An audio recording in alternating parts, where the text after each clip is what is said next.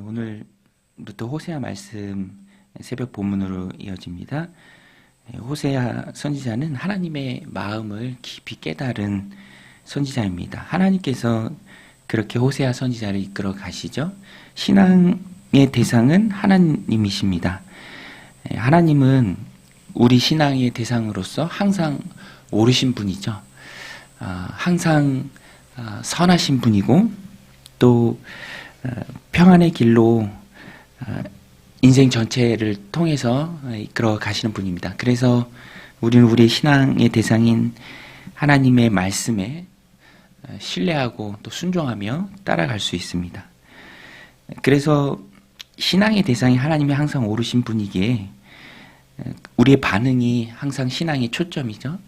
내가 얼마만큼 내 인생을 하나님께 잘 맡기는가, 하나님 이끄시는 대로 내가 얼마나 순종하고 나아가는가, 주님의 말씀을 신뢰하는가, 더 나아가서는 완전하시고 이로우시고 항상 옳으신 하나님께 내 인생의 처분을 맡길 수 있을 정도로 우리가 하나님을 믿고 따라야 한다라는 것입니다.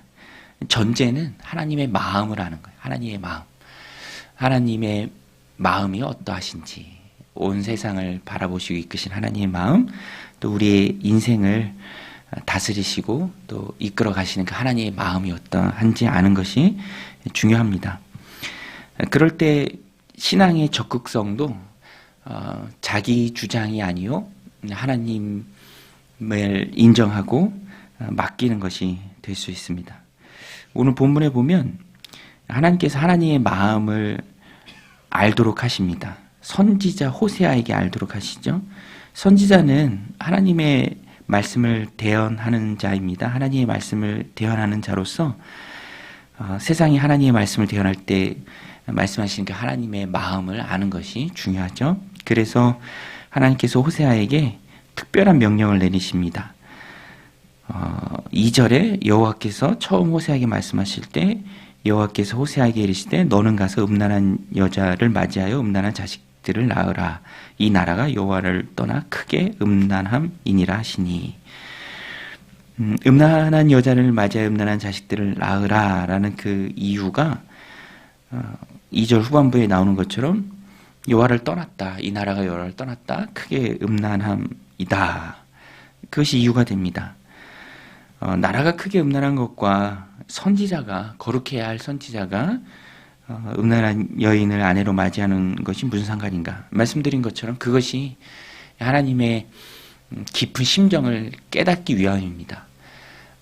이스라엘은 하나님 백성이죠. 그런데 이 당시 완전한 우상 숭배에 빠져 있었습니다. 하나님을 버렸죠. 마음으로부터 버렸습니다. 하나님 버림당한 것이죠. 버림당한 그 하나님의 마음을 알라. 아무리 사랑해도 아무리 품어도 자꾸만 우상을 향해서 나아가는 자들을 바라보는 그 하나님의 마음을 선지자 호세아가 알라. 그래서 하나님은 명령하십니다. 여기서도 알 수 있는 것이 하나님의 명령이 항상 우리가 가지고 있는 그런 상식에 부합하는 것은 아닙니다. 그렇지만 호세아는 믿고 순종하죠. 3절에 보면 이에 그가 가서 디블라임의 딸 고멜을 맞이하였더니 고멜이 임신하여 아들을 낳음에 여호와께서 호세아에게 이르시되 그 이름을 이스르엘이라 하라. 조금 후에 내가 이스라엘의 피를 예후의 집에 갚으며 이스라엘 족속의 나라를 폐할 것임이라. 예후가 언급됩니다. 언급된 예후와 깊은 관계 속에 있는 지명이 이스르엘이에요. 이스라엘에서 예후가 하나님의 심판을 거행했지만 시간이 지날수록 심판 이상을 행합니다. 그것을 책망하는 본문의 말씀이 오늘 본문이고요. 그것과 연관지어서 하나님께서 이름도 이스라엘이라 하라. 이스라엘이 행했던 그 악한 일들을 기억하고 있다. 그것을 갚으신다. 이것을 첫째 아들의 이름에서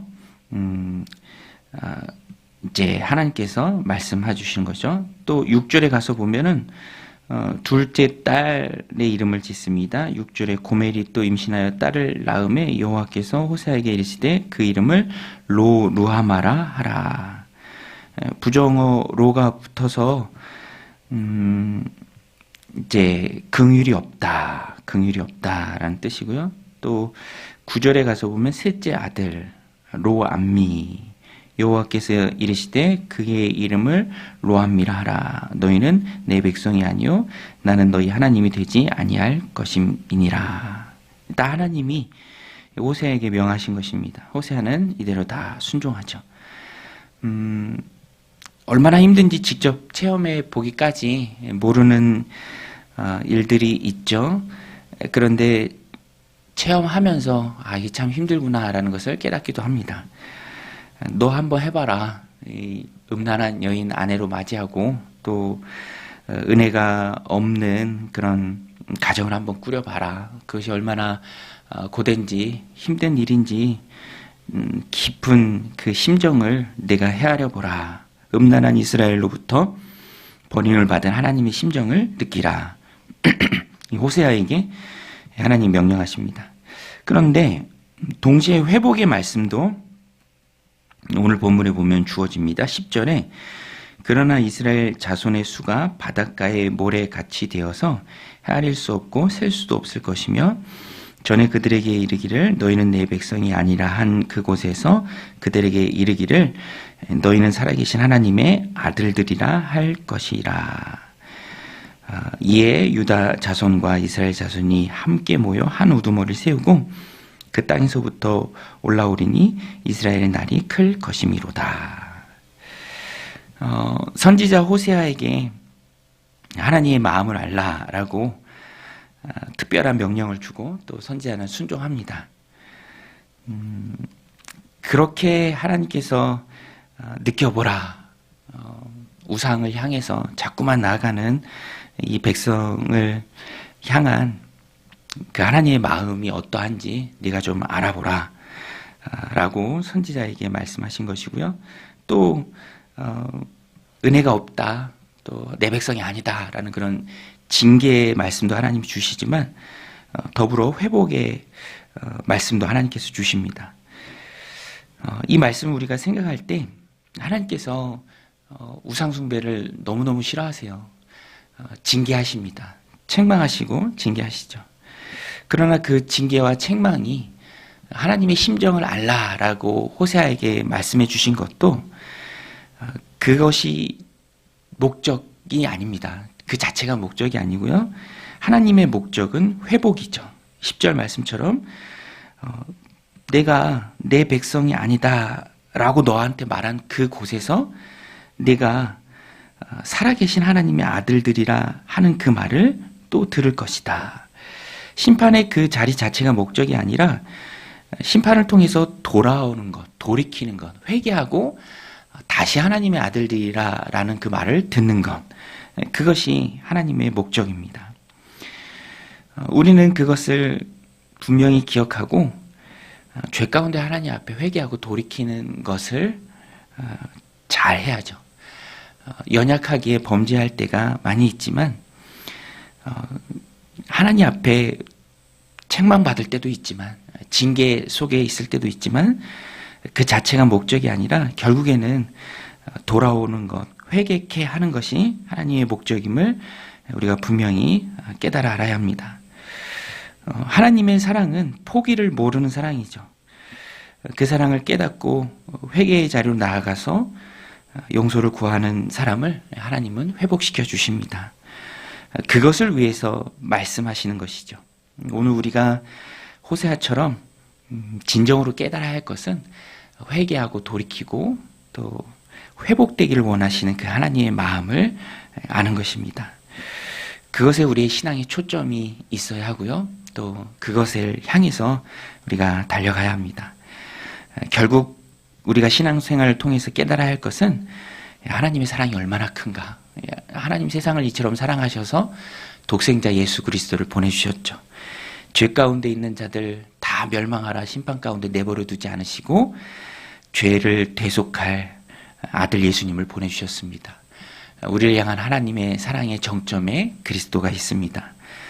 오늘도 하나님이 우리 인생 가운데 말씀하시는 것은 그분의 사랑입니다. 그분의 은혜고요. 그분의 긍휼입니다. 오늘도 우리 인생 가운데 큰 그 하나님의 사랑을 깨달아서 죄를 멀리하고 우상을 멀리하고 하나님만 섬기는, 회개하고 돌이켜 회복되는 그 은혜가 오늘 우리 삶 가운데 가득하시기를 주님의 이름으로 간절히 축원드립니다. 우리 같이 말씀 붙들고 이렇게 기도하며 나아가겠습니다.